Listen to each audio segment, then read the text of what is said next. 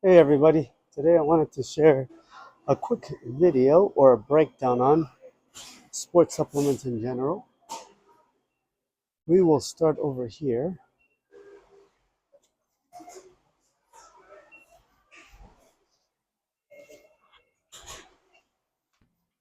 So over here I have Diesel and I have Perfect Whey.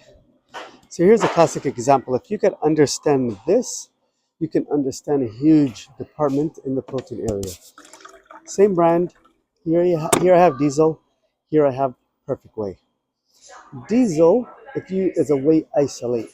Whey isolate means it's protein that's isolated from the fats, the carbs, and to some extent, you can say the lactose. Some isolate proteins are lactose free, some of them are not. But when you end up removing the carbs and the fats, you're left with pure protein. On the other hand, you can have a company that makes perfect whey, which is a concentrate protein. So in this case, you're going to have more naturally occurring fats inside of here, carbs inside of here that are natural, and still a micro amount inside of here. But it's usually going to be more economical, more cost effective. They're both going to be about 2 pounds usually. In this case, with the inflation and everything combined, the size went down inside of here. But what's going to happen is when you have a concentrate protein, to increase the amount of protein per scoop, because naturally you're going to get less because you have some carbs in there, because you have some fats, the scoop size inside of there is going to be bigger. As a result, usually you're going to end up getting less servings inside of there. So an example over here where I have Diesel, which is an isolate protein, generally you're going to say, whoa, it's a lot more expensive. Here you're going to have a concentrate protein, it's going to be a lot cheaper. But when you end up looking at the servings per tub of protein, isolate protein is also going to be more expensive, but it's actually going to give you more servings as well. What I normally like to tell people to do is look at the cost, look at the amount of servings that you have inside of there, divide one number by the other number. That's going to let you know how much servings, the cost per scoop. And that's when you can really look at it. If I have 70 cents per scoop, 50 cents per scoop, 40 cents per scoop, $1.20 per scoop. And that's when I usually tell customers, buy a 5 pounder because the cost is going to be much more effective than buying a 2 pounder. Okay, so the second video that I wanted to discuss. So we discussed isolate over here, concentrate. Isolate meaning it's isolated whey. They remove the carbs and the fats, so you're left with pure protein or a much higher percentage of protein.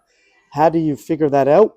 When you have a scoop of protein inside of here and you end up looking at 27 grams of protein, but the actual scoop, if I put it on a food scale and it says, hey, I'm getting 35 grams of the powder, you look at it and you say, okay, I'm getting 29 grams of protein. So 29 divided by 35, once you have that percentage, that's how you know it's going to be an isolate protein. Usually you're going to get a 90% protein, 91%. When you end up dealing with the concentrate protein, which is much more cost effective, the carbs is going to be higher, the fat's going to be higher. Inside of here, normally to get a higher percentage of protein, they're going to make the scoop size bigger, which means you're actually going to get less servings in each container. That's one thing. Second thing is, because the scoop size is higher, when you divide the scoop size by the amount of protein, the protein percentage will be lower. And when you divide the scoop size by the amount of a 2 pound tub, for example, you'll notice you're going to get considerably less amount of scoops in a concentrate than a isolate.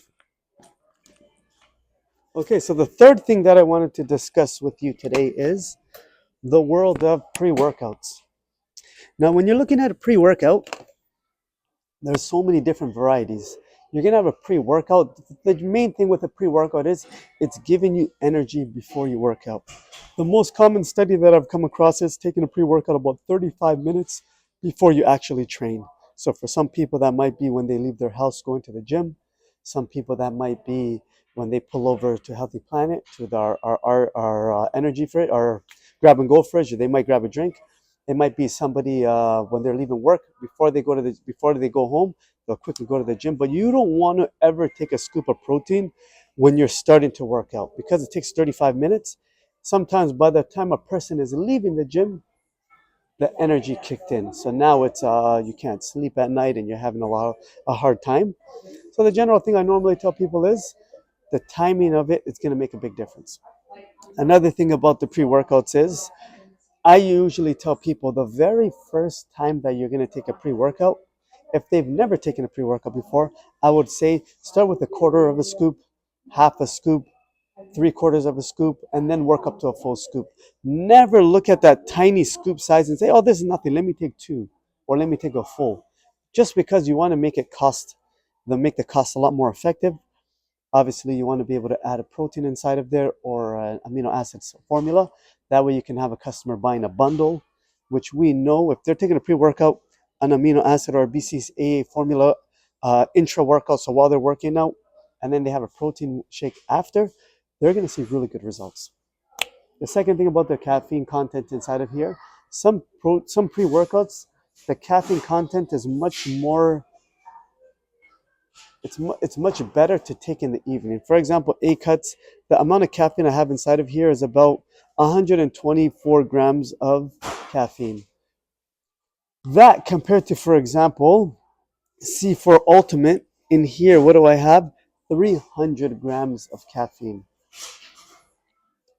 Even then, with this smaller amount, I'll still tell a person, start with the half scoop, start with the quarter scoop.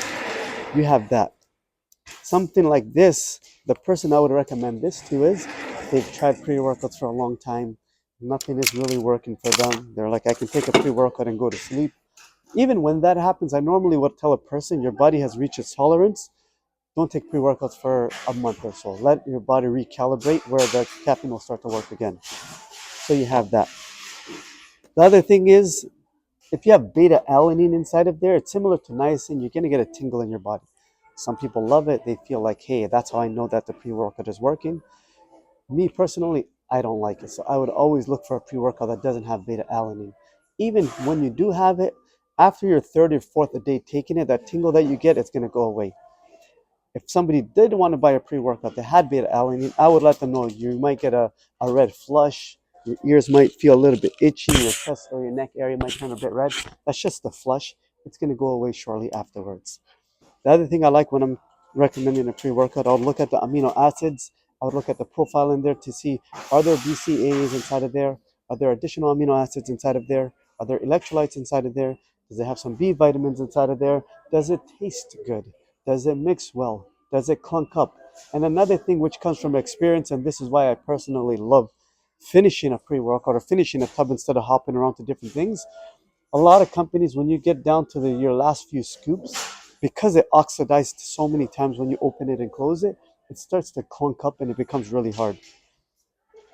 When that does happen, as a side trick, I normally would tell a customer, put it in the freezer for about 24 hours. The next day, when you take it out of the freezer, let it be on the shelf for 6 to 8 hours, and then you'll find that the powder is back to its original consistency or closer to its original consistency. So there's a quick video, and hopefully I'll have more.